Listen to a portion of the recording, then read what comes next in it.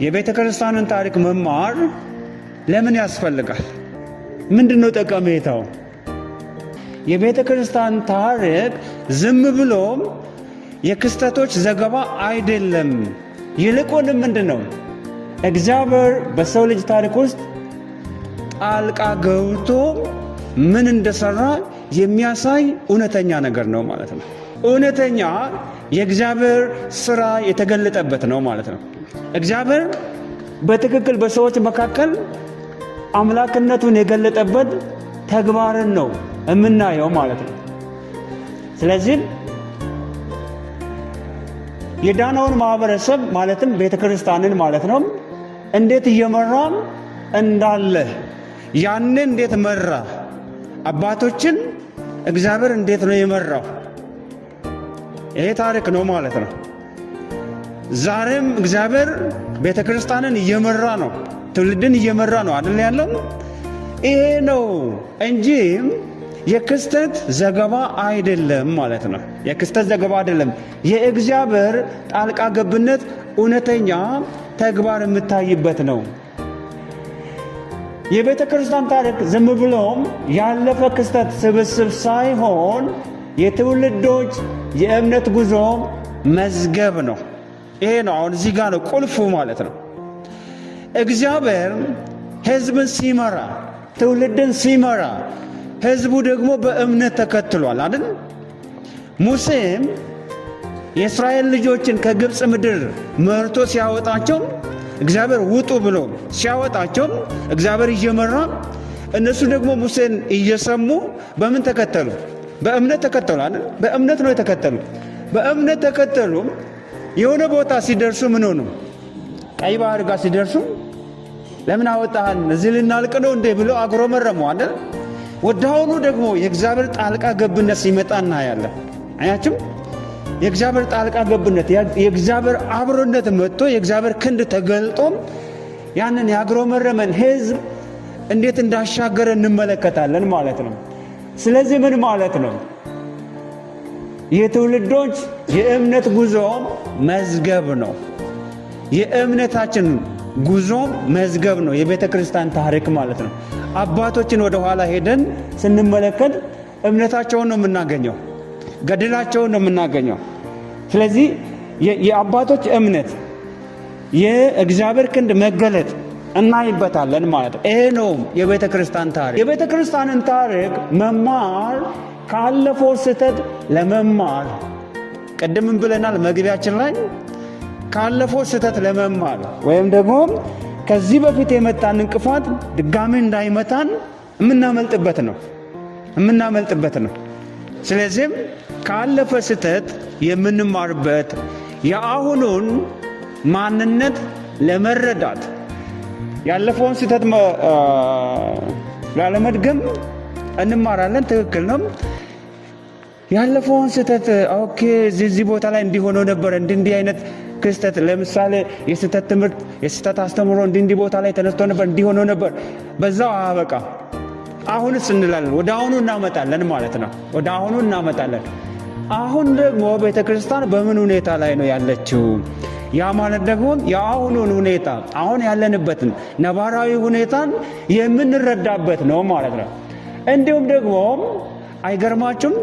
ቅድም እንደነገርኳችሁ ታሪክ ሶስት ነገሮችን ያገናኛል። ሶስት ነገሮችን የታሪክ ዘመናትን የሚያገናኝ ድልድይ ነው።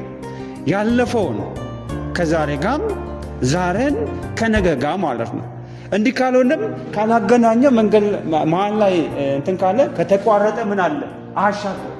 ለምሳሌ ባልተገጣጠመ ድልድይ መሻገር ይቻላል? አይቻልም። ድልድዩ መሆን የሚችለው ሰውን ማሻገር ከቻለ ነው። ታሪክ የሚሆነውም የባለፈውን የአባቶችን ታሪክ አሁን ካለው ሁኔታ የሚያገናኝ ከሆነ የዛሬውን ደግሞ ለቀጣይ ጄኔሬሽን ለምሳሌ አሁን ቅድምም ብለናል ይሄ ማኑዋል የተዘጋጀው ለፓስተሮች ነው። ፓስተሮች ደግሞ ትውልድን የሚቀርጹ ናቸው፣ የሚመግቡ ናቸው ስንል ነገ ያለውን ትውልድ ነው አይደል እያየን ያለ ነው። ነገ የሚመጣውን ትውልድ የሚቀርጹ ኃላፊነት ያለባቸው እናንተ ናቸው። ስለዚህ ዛሬ እናንተ ላይ እንሰራለን ማለት ነው። ያ ማለት ምን ማለት ነው? ዛሬ ላይ ሆነን ነገን እናያለን። ይሄ ነው ታሪክ። በተለምዶ ታሪክ ሲባል ያለፈ ነገር ብቻ ነው አይደል የሚመስልን? ያለፈ ነገር አይደለም። ያለፈ አለው። አንድ ጫፉ ያለፈ ነው፣ መሃል ላይ እኛ የቆምንበት ነው። ቀጥሎ ያለው ደግሞ ቀጣይ ትውልድ ነው ማለት ነው። ስለዚህም እነዚህን ለማወቅ የሚጠቅመን የቤተ ክርስቲያን ታሪክ ይባላል። የቤተ ክርስቲያንን ታሪክ ስንማር የእምነት መሰረታችንን በደንብ አድርገን እንረዳለን ማለት ነው። መሰረታችንን ስናውቅ በደንብ እንተከላለን መሰረታችን ላይ ማለት ነው። የቤተ ክርስቲያን አስተምሮች እንግዲህ አስተምሮ በጣም ወሳኝ ነው ማለት ነው።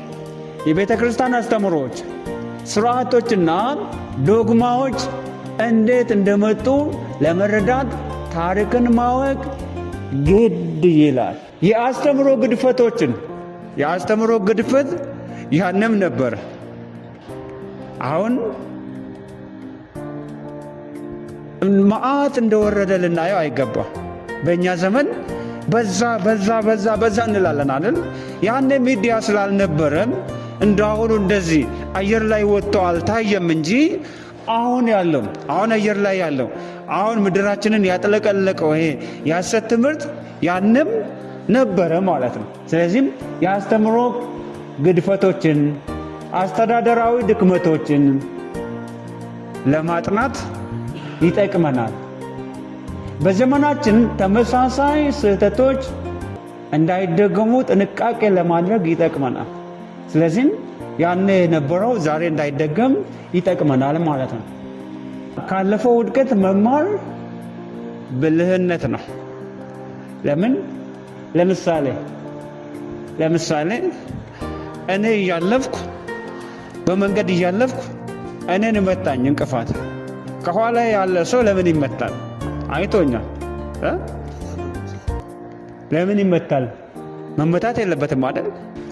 ሶስተኛ፣ ለጥያቄዎች ተገቢውን ምላሽ ለመስጠት ይጠቅማል። ለጥያቄዎች ተገቢውን መልስ እንድንሰጥ ያዘጋጀናል። ምን ማድረግ? የቤተ ክርስቲያን ታሪክን መማር ማለት ነው።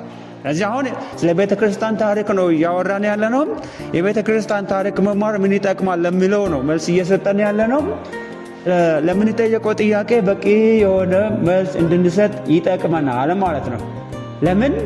በዘመናት መካከል በዚህ ጊዜ እንዲህ ተነስቶ ነበረ፣ እንዲህ ነው የተፈታው፣ ስለዚህ እንዲህ መሆን አለበት የሚል እውቀት ይኖረናል።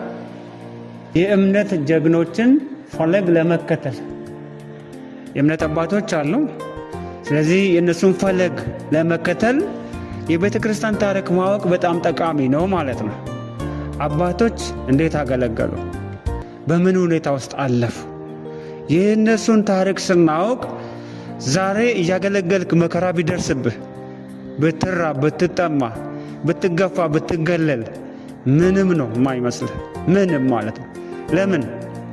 በዛ መንገድ ያለፉ አባቶች አሉ። የቤተ ክርስቲያን ታሪክን ስናጠና ለሚሽን ሄደው መንገድ ላይ ተይዘው ይህን የምትለፈልፈውን ስሙን የምትጠራውን ክጀዋለሁ ብለህ ካልክ በሕይወት እናኖረሃለን፣ ካልሆነም እዚሁን ጨርሳለን ተብሎም እሱንማ አልክድም፣ ሰይፍህን በእኔ ላይ ታሳርፋለህ እንጂ ብለው የሞተዋል።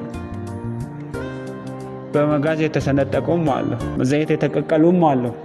ሐዋርያትን ስናይ ሐዋርያት ሥራ ምዕራፍ 4 ላይ የነበረው ግብግብ ስለ ኢየሱስ አይነሳ፣ ስሙ አይጠራ፣ ይህን ስም አትጥሩ፣ በቃ ዝም ብላችሁ ኑሩ የሚል አንድ ጫና ነበረም። እኛ ደግሞ ይህን ስም ሳንጠራ መኖር አንችልም የሚሉ ደግሞ እነ ጴጥሮስ ነበሩ። ግብግቡ ስሙን ማስጣል ነበረ ማለት ነው። ታዲያ የነ ጴጥሮስን ታሪክ ስናነብ ተራ ሰው መሆን እንችላለን? በእውነት አንችልም። መንፈስ ቅዱስ ነው የሚሞላል። ሃሌሉያ፣ ክብር ለጌታ ይሆን። በቃ ስሙን አንጥልም አለው ማለት አንተው። እናም ጽናትን እንማራለን። ያንም የነበረ አምላክ ዛሬም አለ። እነሱን የረዳ እግዚአብሔር የእኛም አምላክ ነው። እነሱም ሥጋ ለባሽ ነበሩ፣ እኛም ሥጋ ለባሽ ነን።